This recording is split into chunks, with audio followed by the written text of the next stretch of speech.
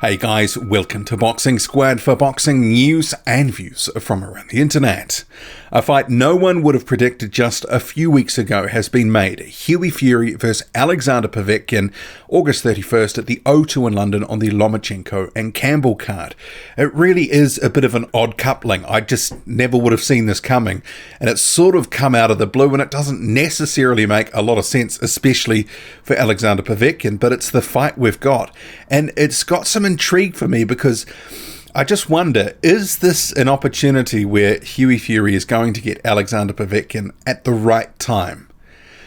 Just a few things that have been going through my head since the video that I did the other day where I said I don't know if the styles will necessarily mesh well. I don't know how explosive or how attractive this fight will be to watch. It just kind of feels like this one might boil down and sort of peter out into a bit of a stalemate. And I still think that could be the case. I think Povetkin will look to be aggressive early on. Hughie Fury will use his foot speed, his movement.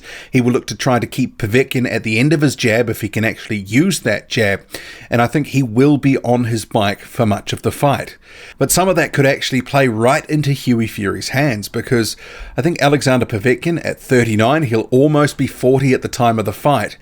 This could be the right fight at the right time for Hughie Fury. Alexander Povetkin is regarded as a top 10 fighter in the division, firmly inside the top 10. Hughie Fury's come up short at world level, but Povetkin's at the back end of his career. He's only a fight or two away from retirement, and if he lost this fight, he probably would retire. And let's face it, Alexander Povetkin has been on the slide for a few years now. I thought back in 2017 when he fought Christian Hammer that he looked like he'd lost a bit of a step, and I don't think he's got any better since then. He got dropped by David Price. You also saw him get knocked out by Anthony Joshua almost a year ago. And in that fight, he started fast, but he faded. He did have some success in that fight, but ultimately couldn't maintain it as he might have once done. So I do wonder, can Hughie Fury exploit, Alexander Povetkin being a veteran fighter who is at the back end of his career? Because if he can pull the fight into the second half, Povetkin slows down, Fury can use his height and his reach to his advantage, land some scoring shots and keep Povetkin at the end of his jab, and even hit him with a few of those wide arcing, looping, telegraphed right hands, which I think we're all getting a bit frustrated about. You never know what could happen here, because is Alexander Povetkin, how much has he got left? And remember, he's been inactive for the best part of a year now. His last fight was in September 2018, so he's coming off quite a long layoff. He hasn't been fighting. He may be rusty. He's almost 40 years old. How much has he got left to give? This could be the right fight at the right time for Hughie Fury. And at the press conference, Fury had sort of looked at a list of names, or he said he looked at a list of names, and he said he wanted the best one. But maybe some of the decision there as well is they're sort of looking at Povetkin and what Fury can get out of the fight. Because Eddie Hearn also said, look, if you beat Povetkin, you can actually, pretty much write your own ticket. You can call out anyone in the division legitimately. And Fury's already been doing that, saying he believes he's a top 5 fighter right now and he can fight in and beat anyone, etc., yada, yada, yada. But I think for many people, after him coming up short in a couple of fights against Joseph Parker and Kubrat Pulev, they're just not quite sure about where Hughie Fury is really at, how far he can really go. But this might be a fight that is sort of tailor-made for him to some extent.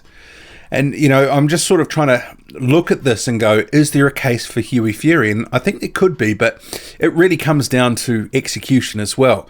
And we've seen in some of those fights with Parker and Kubrat Pulev that he wasn't able to execute his game plan to the extent that his trainer and father, Peter Fury, wanted. He was imploring Fury to let his right hand go and be more aggressive in the Parker fight, but he just couldn't stop backpedaling because he wanted to stay out of harm's way, stay out of danger.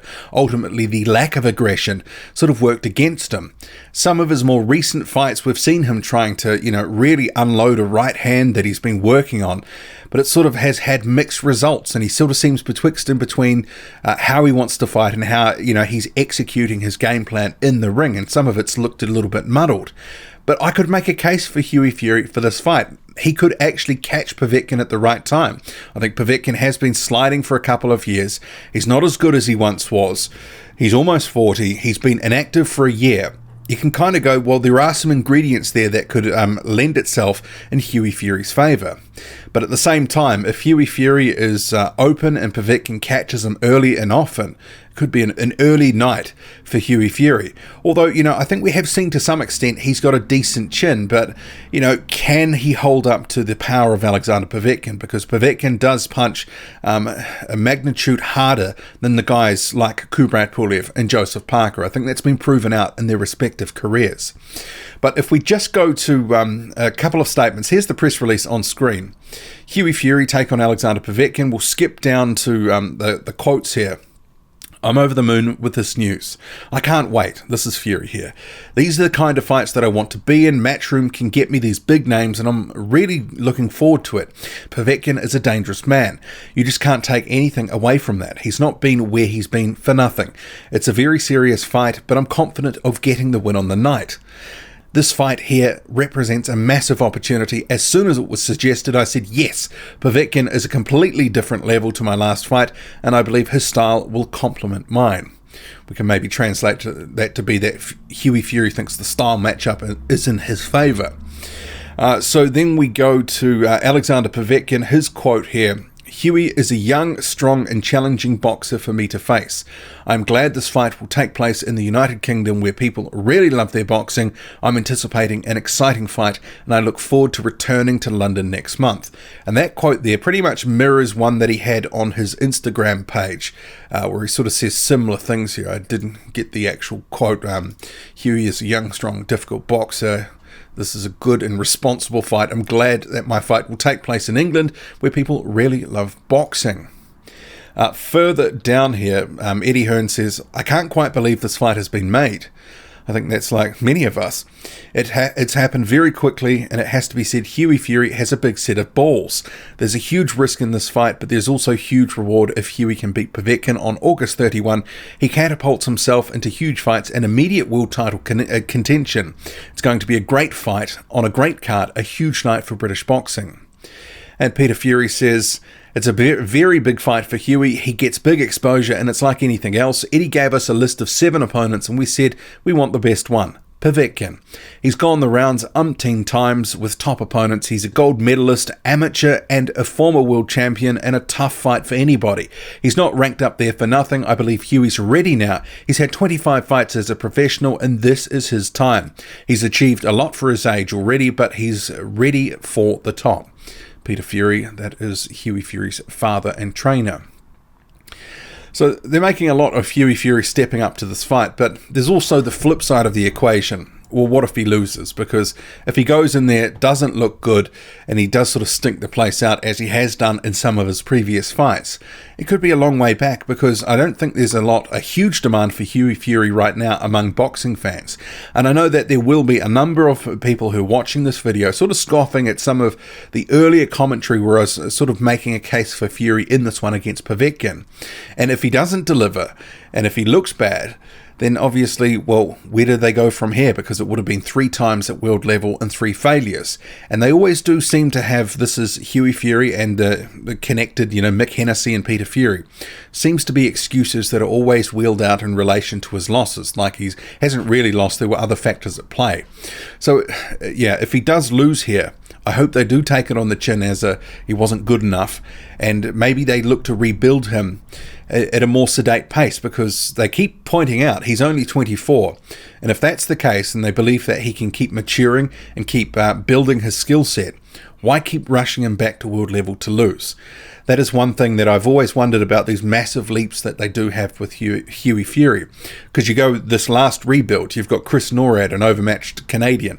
You had Samuel Peter, a faded former champion. And then you jump up 2 or 3 steps to Alexander Povetkin. Not sure it makes a lot of sense.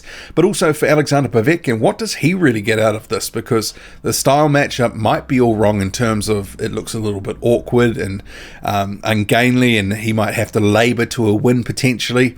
It could end up being people might end up saying even more that Alexander Povetkin is clearly on the slide, and that wouldn't be good for his prospects in terms of getting that big fight. But I can't imagine there'd be a huge amount of money on the table here for Alexander Povetkin.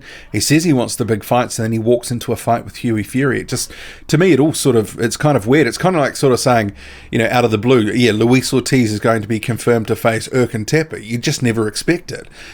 So it's just a real random sort of fight. But what do you make of this? Can you make a case for Hughie Fury? Or do you think Povetkin will be, even at 39 and inactive for a year almost, will still be too good for Hughie Fury? Drop a comment, loud and often. Hit like, hit subscribe. Follow me on Twitter, boxing_squared. I'm out.